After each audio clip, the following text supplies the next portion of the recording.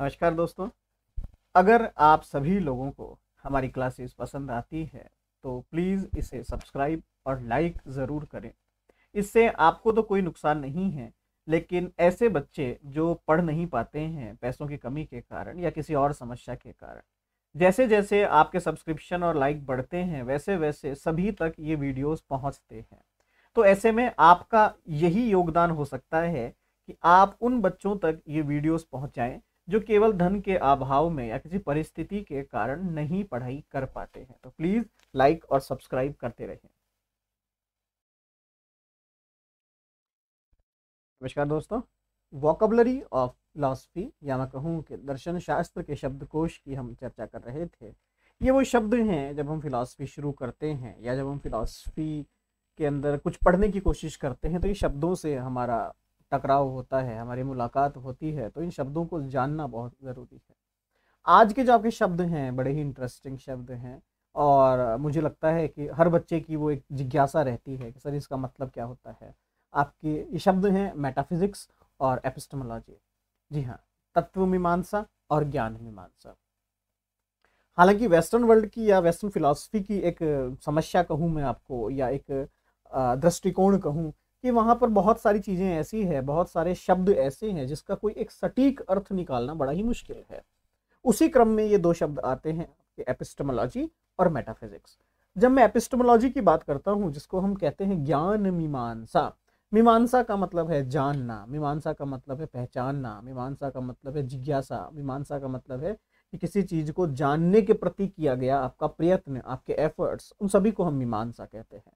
ज्ञान मतलब कि मुझे ज्ञान की जब प्राप्ति करनी है तो उसके लिए जो मैं मेहनत करूंगा, उसके लिए जो मैं कोशिश करूंगा, उसके लिए जो मैं प्रयत्न करूंगा, वो सारा का सारा सेक्शन हमारा ज्ञान मीमांसा के अंदर ही देखा जाता है। ज्ञान मीमांसा का बेसिक मोटिव है कि जो शुद्ध ज्ञान है, जो वास्तविक ज्ञान है, उसकी प्राप्ति मुझे होनी चाहिए। क्यों होनी चाहिए? क्योंकि अगर मुझे वो प्राप्ति नहीं होती है, अगर उस ज्ञान की प्राप्ति मुझे नहीं होती है, तो कहीं ना कहीं जो दर्शन का बेसिक मोटिव है, क्या शुद्ध ज्ञान, वो उससे मैं थोड़ा सा वंचित रह जाऊंगा। फिलॉसफी का एक अर्थ निकल के आता है। कुछ लोग कहते हैं फिलॉसफी का मतलब है जो सत्य से प्रेम करता है। ये अर्थ अगर मैं कहूं तो ये अर्थ गलत है। फिलॉसफी का मतलब है जो केवल ज्ञान के प्रति जिज्ञासु हो, जो ज्ञान को प्राप्त करने की कोशिश कर रहा हो, वो फिलॉसफर है। सिंपल। तो आपकी जो शब्द है कौन सा, ज्ञान मीमांसा, उसका एक ही अर्थ है जब आप ज्ञान के प्रति कोई काम करते हैं, ज्ञान की प्राप्ति। मान लीजिए आपने अभी ये वीडियो देखा, आपका मोटिव था कि मुझे कुछ ज्ञान होगा। आपने एक बुक खोली, आपका मोटिव था आपको कोई ज्ञान होगा। आप एक गाड़ी को देख रहे हैं, आपका मोटिव है कि मुझे इस गाड़ी का ज्ञान होगा। ये सारे सेक्शंस आपके ज्ञान मीमांसा के अंतर्गत ही देखे जाते हैं। वेस्टर्न वर्ल्ड में बहुत सारी ऐसी ब्रांचेज हैं जो ज्ञान मीमांसा को उजागर करने की कोशिश करती है, जैसे कि आपका एम्पिरिसिज्म, रैशनलिज्म।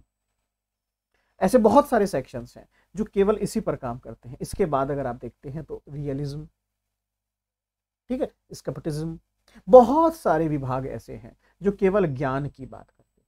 कुछ ग्रंथों में, कुछ पुस्तकों में ये देखा गया है कि वहां पर एक कंसेप्ट चलता है वेस्टर्न फिलॉसफी के अंदर, कि जो आपका एपिस्टेमोलॉजी है या फिर आपकी जो ज्ञान मीमांसा है, उसकी उत्पत्ति पहले हुई, वो पहले पैदा हुई, और मेटाफिजिक्स बाद में पैदा हुई। बट कुछ ग्रंथों में उल्टा कहा गया है, कुछ ग्रंथों में कहा गया नहीं, आपकी जो मेटाफिजिक्स है वो पहले पैदा हुई और एपिस्टेमोलॉजी बाद में पैदा हुई। हालांकि अगर मैं जनरल व्यू से देखूं, या आप भी अगर अपने जनरल व्यू से देखें, तो आप भी पाएंगे कि तर्क जो है बाद में पैदा होते हैं, ज्ञान जो है पहले पैदा होता है। तो ज्ञान, या फिर मैं कहूं ज्ञान मीमांसा की उत्पत्ति पहले मानी गई है और मेटाफिजिक्स की उत्पत्ति फिर बाद में मानी गई है। मेटाफिजिक्स की अगर बात करता हूं तो मेटाफिजिक्स एक बड़ा ही कंट्रोवर्शियल टॉपिक है, क्योंकि मेटाफिजिक्स को अगर मैं शुरुआत की बात करूं, मेटाफिजिक्स शुरू कहां से हुआ, तो ये जो आपके अरस्तु हैं, एरिस्टोटल जो हैं आपके, ये उनकी पुस्तक के लिए प्रयुक्त किया गया नाम था, या उन्होंने इसको नाम को पैदा किया। वो तो पैदा करके चल दिए, लेकिन इसके अर्थ को अब ये क्या है क्या नहीं है, इस पे कंट्रोवर्सी हो गई।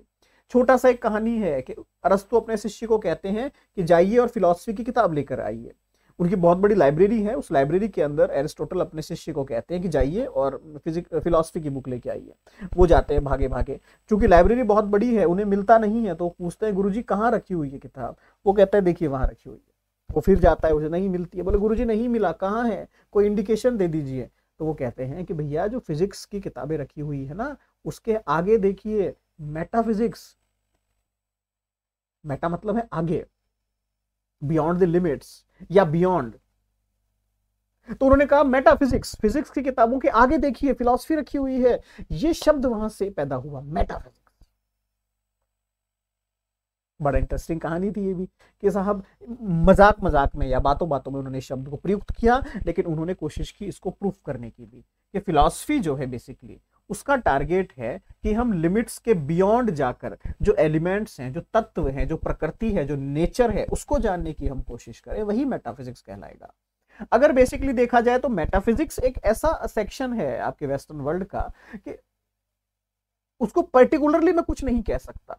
कुछ जगह पर वो मुझे एपिस्टेमोलॉजिकल लगता है या मुझे ज्ञान मीमांसा के जैसा लगता है, कुछ जगह पर वो मुझे लॉजिकल लगता है, तर्कशास्त्र के जैसा लगता है। तो मेटाफिजिक्स अपने आप में स्टेबल नहीं है, ये अलग अलग सिचुएशन के हिसाब से अपने स्थान को बदल लेता है।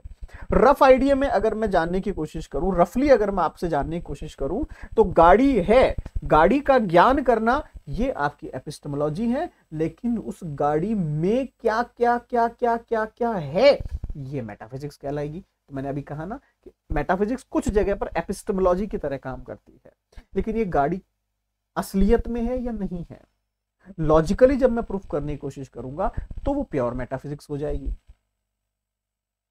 तो अगर मैं जनरल वर्ड्स में कहूं, मेटाफिजिक्स के द्वारा आप तत्वों की भी बात करते हैं, इस संसार की भी बात करते हैं और इससे बियॉन्ड भी बात करते हैं।